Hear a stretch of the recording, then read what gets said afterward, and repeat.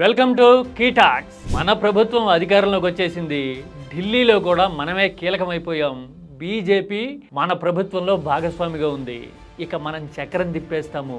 ఢిల్లీ నుంచి ఒత్తిడి పెంచి జగన్ని ఉక్కిరి బిక్కిరి చేసేస్తాము అని చాలా మంది ఆశపడటము, ఆశించడము ఏపీ కళ్ళారా చూసింది. తీరా చూస్తే ఈ ఆశలన్నీ అడుగంటిపోవడం చాలా వేగంగా జరుగుతోంది. ఇప్పుడు వివేక హత్య కేసు విషయంలో సిబిఐ తీరు చూసిన తర్వాత ఉక్రోషం వచ్చి పిడికిళ్ళు బిగిస్తున్న వాళ్ళు చాలా మంది ఇప్పుడు అధికార పార్టీలో కనపడుతూ ఉన్నారు. ఇంతకీ అసలు కారణం ఏంటి?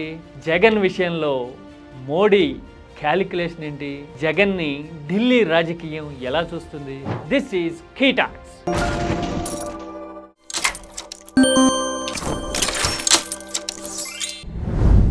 ఢిల్లీ రాజకీయాల్లో మౌసం వైజ్ఞాని అనే ఒక మాట ఉంటుంది. ఇంగ్లీష్లో వెదర్ సైంటిస్ట్ అని అర్థం. అంటే సిచ్యువేషన్కి తగ్గట్టుగా గాలి ఎటు మారితే అటు మారేవాళ్ళు అని ప్రాంతీయ పార్టీల్ని చాలా తేలిగ్గా తీసేయడానికి ఈ మాట వాడుతూ ఉంటారు. ఇలాగా మౌసం వైజ్ఞాని కేటగిరీలోకి రాని పార్టీలు దేశంలో అతి తక్కువ ఉన్నాయి. అంటే సైడ్ మార్చరు వీళ్ళు. ఇలా చూస్తే ఉత్తరాదిలో ఒక ఆర్జేడీ కనపడుతుంది. ఎందుకంటే by will and conviction and social equation వాడు కాంగ్రెస్ వైపు ఉండటమే వాడికి ఏకైక మార్గం. అందుకోసమని ఆర్జేడీ ఎప్పుడు సైడ్ మారలా. ఇక సౌత్లోకి వచ్చేసరికి అసలు ఎలాంటి టెంప్టేషను లేకుండా ఒక నిశ్చలమైన స్ట్రైట్ లైన్ లాగా నేషనల్ పాలిటిక్స్ విషయంలో వైఖరి అనుసరించిన ఏకైక పార్టీ వైసీపీ. కావాలంటే చెక్ చేసుకోండి గత 15 ఏళ్ల హిస్టరీ. జగన్ అటు ఇటు ప్రకటనలు చేయటం కానీ, ఇద్దరితోనూ ఒకేసారి సంబంధాలు నెరపాలనుకోవటం కానీ, లేదంటే కనుక పొత్తులు పెట్టుకుని మార్చడం లాంటివి కానీ అసలు ఉండనే ఉండవు. ఒక మెచ్యూర్డ్ అప్రోచ్ని జగన్ ఎంచుకుంటారు.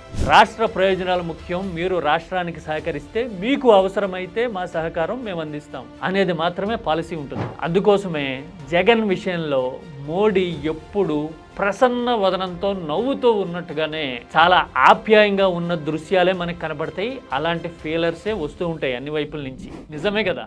ఇదే సిచ్యువేషన్ ఇప్పుడు మరింత బలపడడం ఖాయంగా కనబడుతోంది. ఏది?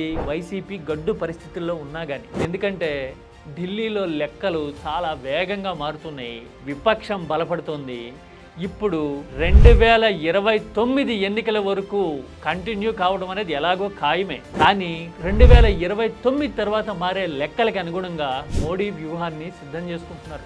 ఎస్, అందుకోసమే ఇప్పుడు ప్రాంతీయ పార్టీల విషయంలో అనుసరిస్తున్న వైఖరిని రీఅడ్జస్ట్ చేసుకుంటోంది బీజేపీ. తృణమూల్ లాంటి పార్టీలు ఇండియా కూటమి నుంచి వైదొలగడం కానీ, శిబు సోరెన్ మరణించినప్పుడు హేమంత్ సోరెన్తో బీజేపీ ఆప్యాయానుబంధాలు చూపించడం కానీ, ఇవన్నీ జస్ట్ సింపుల్ సంకేతాలు. ఎందుకంటే 2029 తర్వాత ఎవరు బలంగా ఉంటారో, ప్రాంతీయంగా ఏ పార్టీ బలపడుతుందో ఆ పార్టీ మద్దతు ఉంటేనే బీజేపీ సర్వైవ్ అయ్యే సిచ్యువేషన్ వస్తే గనక జగన్ లాంటి వాళ్ళు చాలా క్రూషియల్ అయ్యే అవకాశాలు సుస్పష్టంగా ఉన్నాయి. ఎందుకంటే ఏపీ రాజకీయాలు తమిళనాడు మోడల్లోకి వెళ్ళిపోయాయి. ఒక ఎన్నికలో ఒక పార్టీ స్వీప్ చేస్తే ఆ తర్వాత ఎన్నికలో మరో పార్టీ స్వీప్ చేయటం 2019లోను 24లోను చూసాం.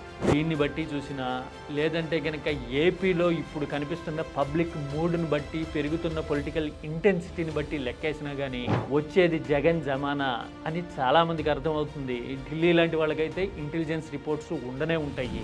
అందుకోసమే వైసీపీతోనూ జగన్ విషయంలోనూ వ్యూహాత్మకంగా సంబంధాలు నెరపేందుకే, ఇఫ్ నాట్ సుహృద్భావ వాతావరణాన్ని దెబ్బ తీసుకోకుండా ఉండేందుకే మోడీ ప్రయారిటీ ఇస్తారు. అందుకోసమే జగన్ బలమంతా జనంలో ఉంది. మారబోతున్న భవిష్యత్ ఈక్వేషన్స్లో ఉంది. ఢిల్లీ సైలెంట్గా ఉంది. ఈ విషయం అర్థమవుతుంది కాబట్టే మన అధికార పార్టీలో కుత కుత కుత పెరుగుతూ ఉంది. This is కీటాక్స్.